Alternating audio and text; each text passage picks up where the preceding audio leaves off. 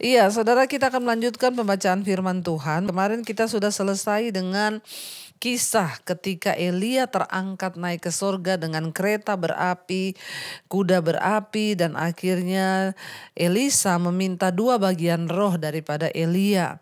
Tadinya Elia berkata, sangat sulit yang engkau minta itu. Tapi kalau Tuhan menghendaki, nggak ada yang mustahil. Akhirnya Elisa menunggu sampai Elia diangkat, dibawa pergi dengan kereta berapi, dan jubahnya itu ditinggalkan. Lalu Elisa menerima ya bagian roh ya yang diberikan Tuhan untuk Elia mengerjakan banyak mujizat, diberikan itu kepada Elisa. Ya, walaupun para rombongan nabi waktu itu meragukan bahwa Elia sudah benar-benar terangkat. Mereka mencari ke gunung, ke lembah sampai 3 hari, tapi mereka tidak menemukan karena Elia benar-benar terangkat ke surga. Kita lanjutkan pembacaan kita sekarang 2 Raja-Raja pasal yang kedua ayat yang ke-19. Elisa menyehatkan air di Yeriko. Berkatalah penduduk kota itu kepada Elisa, cobalah lihat, letaknya kota ini baik seperti tuanku lihat, tetapi airnya tidak baik. Dan di negeri ini sering ada keguguran bayi. Jawabnya, ambillah buah pinggan baru bagiku dan taruhlah garam ke dalamnya. Maka mereka membawa pinggan itu kepadanya, kemudian pergilah ia ke mata air mereka dan melemparkan garam itu ke dalamnya serta berkata, beginilah firman Tuhan, telah kusehatkan air ini, maka tidak akan terjadi lagi olehnya kematian atau keguguran bayi. Saudara, kita lihat di sini ya, tiba-tiba Elisa itu didatangi oleh penduduk kota Yeriko. Saudara yang pernah ikut ke Israel, kita pernah berkunjung ke tempat ini, mata air ya Elisa di Yeriko, itu di depan restoran ya. Memperingati di situ tentang bagaimana Elisa mendoakan mata air di Yeriko. Jadi airnya itu jelek. Padahal penduduk kota itu berkata, lihat kota ini letaknya baik, ya kotanya bagus, nggak ada yang salah. Tapi kenapa airnya itu jelek? Bahkan ya sering terjadi keguguran bayi karena airnya jelek, yang diminum itu jelek. Ya, akhirnya Elisa mengambil pinggan atau mangkok ya, lalu ditaruh garam di dalamnya, dan mereka membawa pinggan itu yang ada garam. Kemudian ya pergilah ia ke mata air mereka dan melemparkan garam itu ke dalamnya serta berkata, beginilah firman Tuhan, telah kusehatkan air ini, maka tidak akan terjadi lagi olehnya kematian atau keguguran bayi. Demikianlah air itu menjadi sehat sampai hari ini sesuai dengan firman yang telah disampaikan Elisa. Ya, dan akhirnya mata air di Yeriko menjadi baik, tidak ada lagi keguguran bayi karena Tuhan sanggup melakukan segala perkara.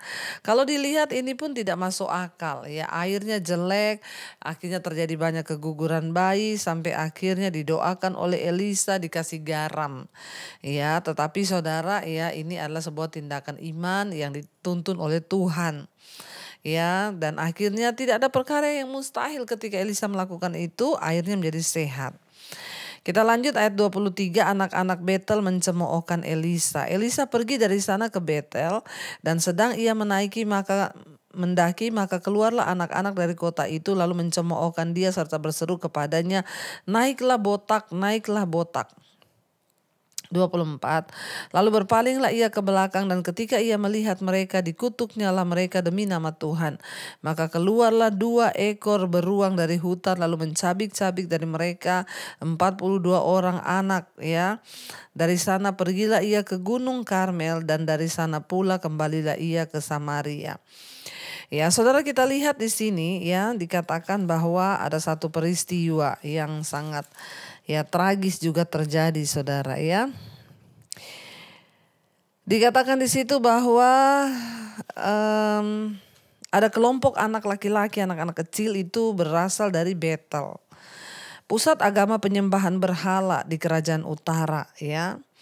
Dan mungkin mereka sedang memperingatkan Elisa agar tidak berbicara tentang kedursilaan mereka seperti yang dilakukan Elia.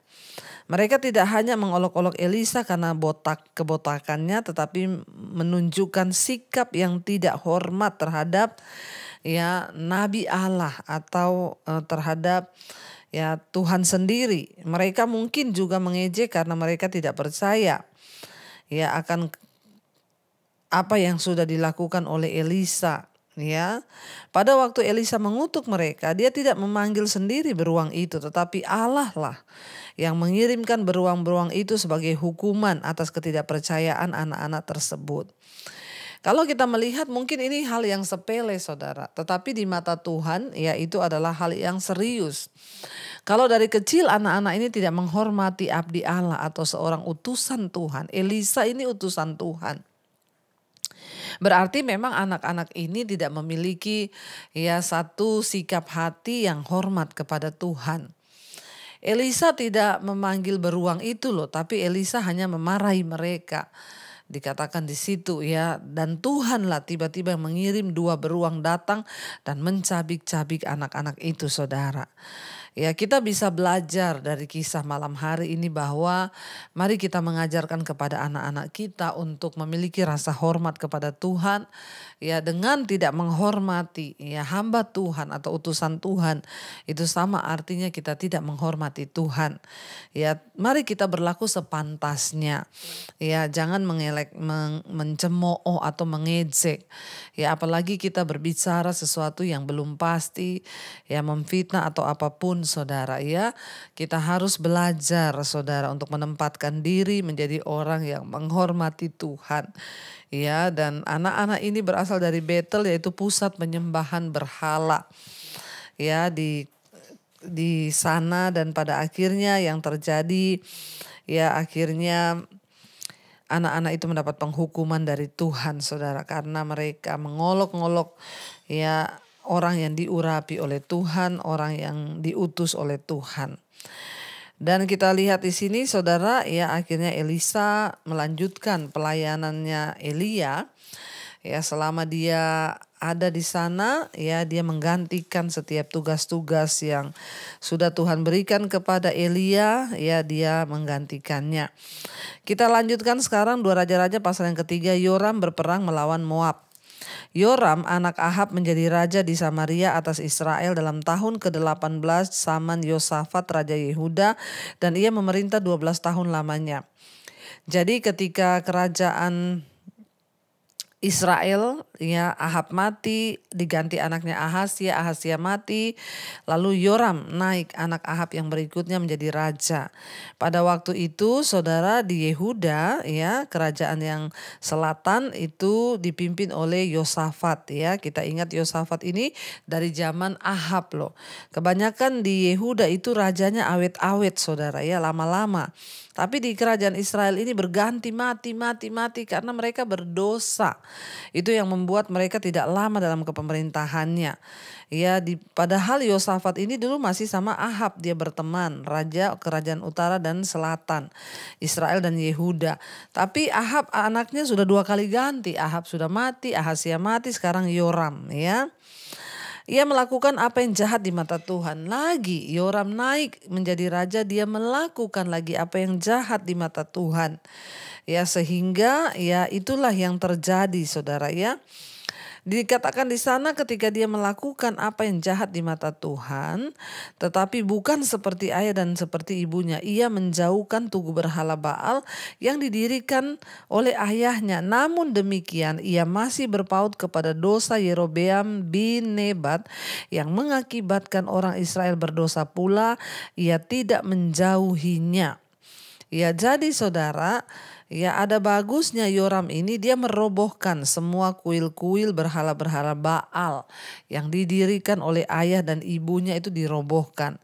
Namun ia masih berpaut kepada dosa Yerobeam. Ingat ya, Yerobeam itu membelakangi Tuhan, memberontak kepada Tuhan. Dan dikatakan ayat 4, ya Mesa raja Moab adalah seorang peternak domba.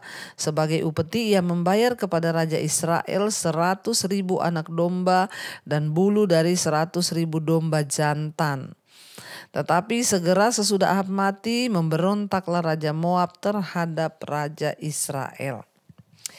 Jadi kita lihat di sini ya saudara, Yoram ini adalah anak Ahab ya. Ia akhirnya menggantikan ya Ahazia saudaranya. Dia merobohkan semua dewa-dewa Baal yang dibangun ya, kuil-kuil yang dibangun oleh ayah dan ibunya. Tapi dia juga melakukan dosa Yerobeam, membuat orang Israel berdosa. Dia bukan hanya berdosa, tapi dia membuat orang Israel berdosa terhadap Tuhan. Ya, dan pada waktu itu saudara, dikatakan di sana ya, Mesa raja Moab itu seorang peternak domba. Selama ini ketika Ahab menjadi raja, dia itu memberi upeti kepada Ahab ya, kepada Israel. Dia bayar saudara, dikatakan ya dia membayar kepada raja sebagai upeti itu ya 100.000 anak domba dan bulu dari 100 domba jantan. Ya, itu selalu diberikan kepada Raja Ahab. Tapi ketika Ahab mati, ya raja ini memberontak terhadap Israel. Dia nggak mau lagi kasih upeti.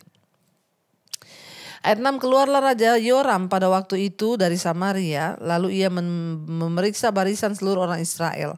Selanjutnya ia menyuruh orang kepada Yosafat Raja Yehuda dengan pesan, Raja Moab telah memberontak terhadap aku. Maukah engkau bersama-sama aku berperang melawan Moab? Ya, jawabnya, aku akan maju, kita sama-sama, aku dan engkau, rakyatku dan rakyatmu, kudaku dan kudamu, ya katanya saudara. Dan dikatakan di sana, ya lagi ia bertanya, melalui jalan manakah kita akan maju? Jawabnya, melalui padang gurun Edom. Ya, kita lihat di sini saudara, ya Yoram mengatakan bahwa Raja Yehuda, ya Yosafat diajak saudara untuk berperang. Ketika seorang raja menjadi semakin tua, seringkali anaknya akan memerintah mendampinginya.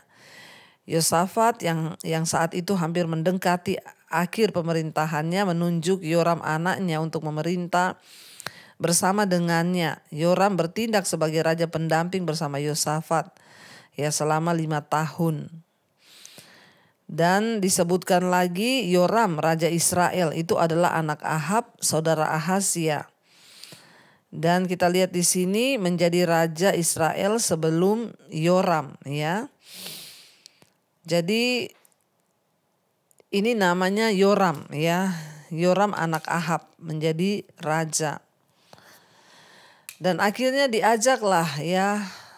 Yoram mengajak pada waktu itu Yosafat untuk keluar berperang melawan Moab saudara.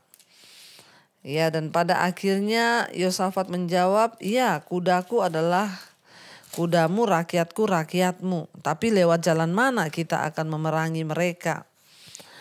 Maka berjalanlah Raja Israel dan Raja Yehuda dan Raja Edom. Tetapi sesudah mereka berkeliling 7 hari perjalanan jauhnya, maka tidak terdapat air untuk tentara, untuk hewan yang mengikuti mereka. Lalu berkatalah Raja Israel, wahai Tuhan telah memanggil ketiga raja ini untuk menyerahkan mereka ke dalam tangan Moab. Tetapi bertanyalah Yosafat, tidakkah ada di sini seorang nabi Tuhan supaya dengan perantaraannya kita meminta petunjuk Tuhan? Lalu salah seorang pegawai raja menjawab, katanya di sini ada Elisa bin Safat yang dulu melayani Elia. Berkatalah Yosafat, memang padanya ada firman Tuhan. Ya, jadi pada waktu itu ya Yoram sudah berkata, sudah memang kita ini akan datang untuk mati ini karena tidak ada air. Tapi Yosafat bilang, coba kita bertanya kepada nabi kalau ada nabi Tuhan. Lalu dikatakan ada, yaitu Elisa. Sesudah itu ya pergilah Raja Israel dan Yosafat dan Raja Edom kepada Elisa. Tetapi berkatalah Elisa kepada Raja Israel, apakah urusanku dengan engkau? Pergilah kepada para nabi ayahmu dan kepada para nabi ibumu. Jawab Raja Israel kepadanya, jangan begitu, sebab Tuhan memanggil ketiga raja ini untuk menyerahkan mereka ke dalam tangan orang Moab. Berkatalah Elisa, demi Tuhan semesta alam yang hidup, yang di hadapannya aku menjadi pelayan, jika tidak karena Yosafat Raja Yehuda, maka sesungguhnya aku ini tidak akan memandang dan melihat kepadamu.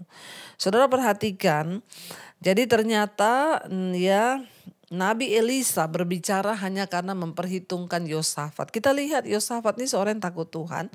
Dan dia yang selalu bertanya apakah ada nabi di sini. Kita harus bertanya kepada nabi, kita harus begini. Ya, karena Yosafat makanya Elisa mau berbicara kepada mereka. Ya, pada waktu itu memang Edom berada di bawah kekuasaan Yehuda. Karena itu mereka maju bersama-sama menjadi 3 raja.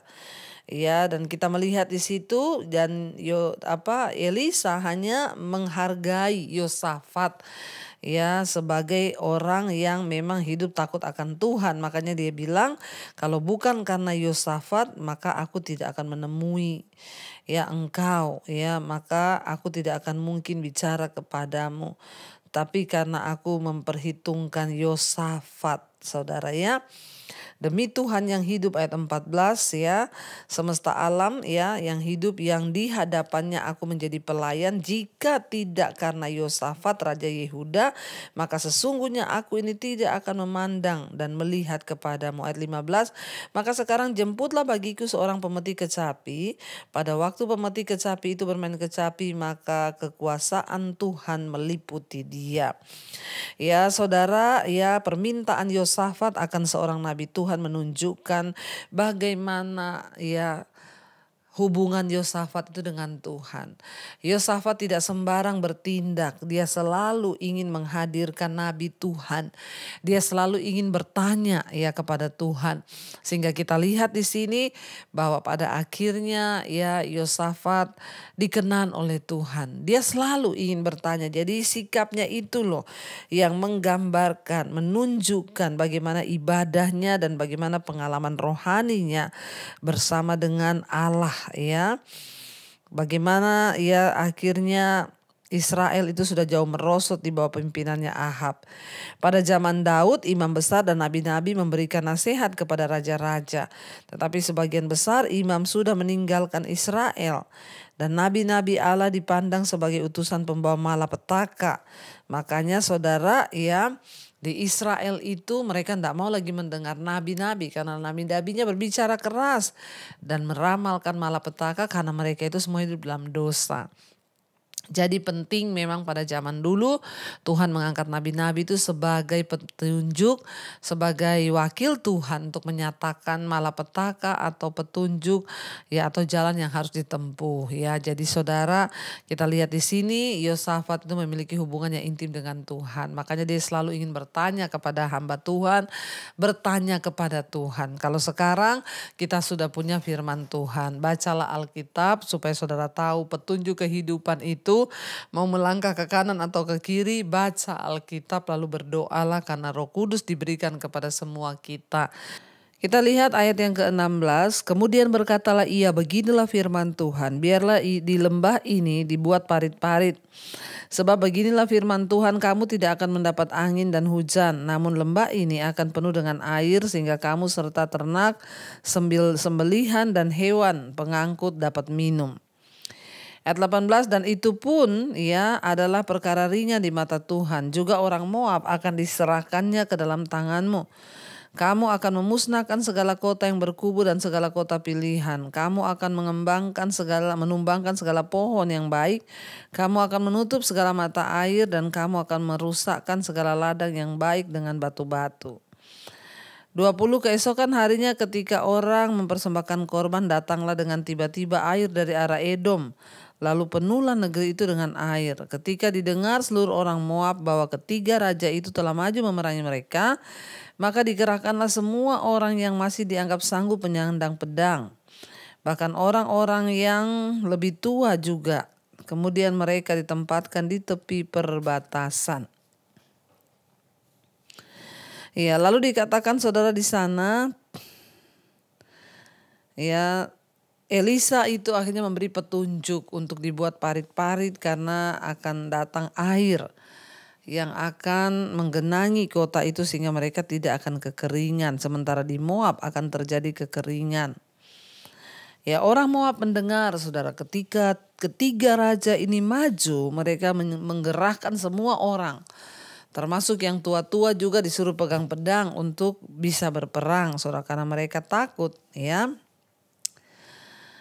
Dikatakan di sana, ya keesokan harinya ketika orang mempersembahkan korban, datanglah dengan tiba-tiba air, benar-benar air itu datang memenuhi ya kota itu. Dan ketika orang Moab mendengar tiga raja ini maju, mereka ketakutan dan mereka mulai mengerahkan semua orang, termasuk yang tua-tua. Ayat 22, keesokan harinya pagi-pagi ketika matahari bersinar atas permukaan air itu, tampaklah kepada orang Moab bahwa air di sebelah depannya merah seperti darah. 23, lalu berserulah mereka, itu darah, tentulah raja-raja itu telah membunuh. Ya, telah berbunuh-bunuhan, yang seorang membunuh yang lain. Maka sekarang marilah menjarah, hai orang-orang Moab. Tetapi ketika mereka sampai ke perkemahan orang Israel, maka bangkitlah orang Israel itu lalu memukul orang-orang Moab sehingga mereka lari dari situ. Dan makin jauhlah mereka menerobos ke dalam Moab sambil menewaskan orang-orang Moab itu. 25, mereka meruntuhkan kota-kota dan menutupi setiap ladang yang baik dengan batu, karena setiap orang melemparkan batu ke atasnya. Mereka menutup segala mata air dan menumbangkan segala pohon yang baik, sampai hanya Kir Hareset saja yang ditinggalkan. Tetapi kota ini ditembaki oleh orang-orang pengumban dari segala penjuru. Kita lihat di sini, saudara, memang pada perjanjian lama ya biasa yang namanya perang itu ya. Karena memang bangsa Israel pada waktu itu disuruh untuk merebut tanah-tanah, saudara, ya. Dan ketika pada akhirnya Tuhan menyatakan mujizat waktu mereka sedang mempersembahkan kurban, tiba-tiba penuhlah negeri itu dengan air, ya. Karena memang setiap hari ya kurban itu harus dipersembahkan oleh para imam, ya. Dan ketika mereka sedang mempersembahkan kurban, terjadi mujizat, air datang memenuhi, saudara, tempat-tempat penampungan air di kota itu. Dikatakan di sana ketika Raja Moab, ayat 26, ya, ketika Raja Moab melihat bahwa peperangan itu terlalu berat baginya, diambilnyalah 700 orang pemegang pedang bersama-sama dia untuk menerobos ke jurusan Raja Edom, tetapi tidak berhasil. 27, kemudian ia mengambil anaknya yang sulung yang akan menjadi raja menggantikan dia. Lalu ia mempersembahkannya sebagai korban bakaran di atas pagar tembok. Tetapi kegusaran besar menimpa orang Israel, sehingga mereka berangkat meninggalkan dia dan pulang ke negeri mereka. Ya, saudara, dikatakan di sana bahwa ketika Raja Moab melihat mereka itu, ya, bahwa peperangan itu telah terlalu berat, ya, bagi mereka. Akhirnya dia memanggil 700 ya dari pasukannya pemegang pedang untuk menerobos ke bagian Raja Edom. Tetapi tidak berhasil, memang sebab Tuhan sudah menubuatkan bahwa ya mereka akan kalah. Lalu dikatakan di sana kemudian ia mengambil anaknya yang sulung, ya, Raja Moab ini mengambil anaknya yang sulung itu yang akan menggantikan dia. Ternyata anaknya itu dipersembahkan menjadi korban bakaran di atas pagar tembok. Ya, seperti yang kita tahu, saudara, ya, memang mereka itu menyembah berhala, termasuk mempersembahkan anak mereka sendiri sebagai kurban, ya, kepada dewa-dewa mereka. Tetapi itu tidak berkenan kepada Tuhan, sebab ya anak tidak boleh dipersembahkan, disembelih kepada dewa, saudara, ya. Dan itu terjadi. Dan apa yang Tuhan sudah katakan lewat Elisa itu terjadi. Akhirnya mereka memenangkan pertempuran dan berhasil mengalahkan Raja Moab yang mulai memberontak kepada Israel karena Raja Ahab sudah mati. Saudara, kita melihat ya bahwa satu hal yang kita bisa pelajari hari ini, Ketika kita ini mau melakukan apapun, mari kita berdoa meminta petunjuk Tuhan. Yosafat itu dari dulu selalu meminta petunjuk Tuhan. Apapun yang akan dikerjakan dia minta petunjuk Tuhan. Sebab zaman dulu Tuhan berkata, Tuhan bernubuat lewat nabi-nabinya. Kalau zaman sekarang saudara sudah punya Roh Kudus, saudara tanya kepada Tuhan ya. Bergumul dalam doa, Tuhan apakah aku melakukan hal ini sudah benar, apakah itu tidak benar.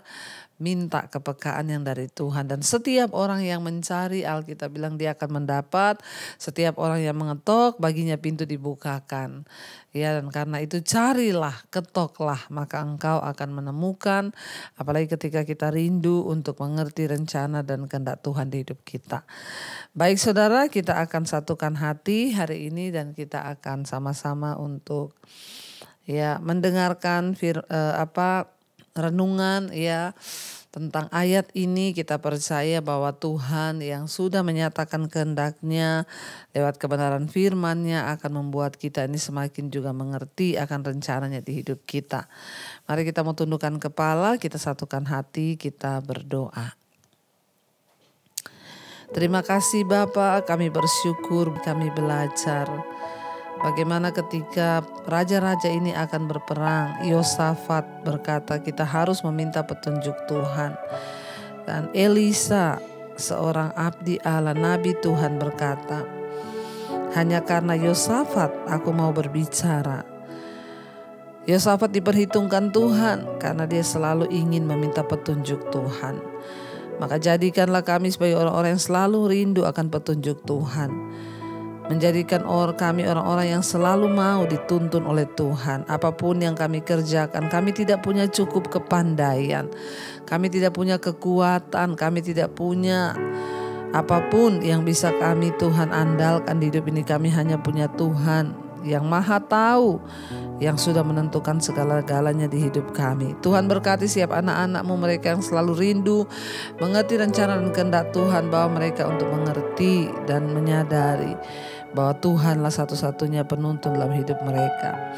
Karena itu Bapak Ibu, mari buka hati dan tangan-Mu, terimalah kiranya berkat, rahmat, anugerah dari Allah Bapa, cinta kasih Tuhan Yesus Kristus, penyertaan Allah Roh Kudus turun atas hidup kita semua mulai hari ini bahkan sampai kali yang kedua. Tuhan Yesus datang kembali menjemput setiap kita. Nama kita tercatat dalam kitab kehidupan. Dalam nama Tuhan Yesus yang percaya diberkati, katakan bersama. Amin, amin, amin. Tuhan Yesus memberkati saudara. Shalom dan Immanuel.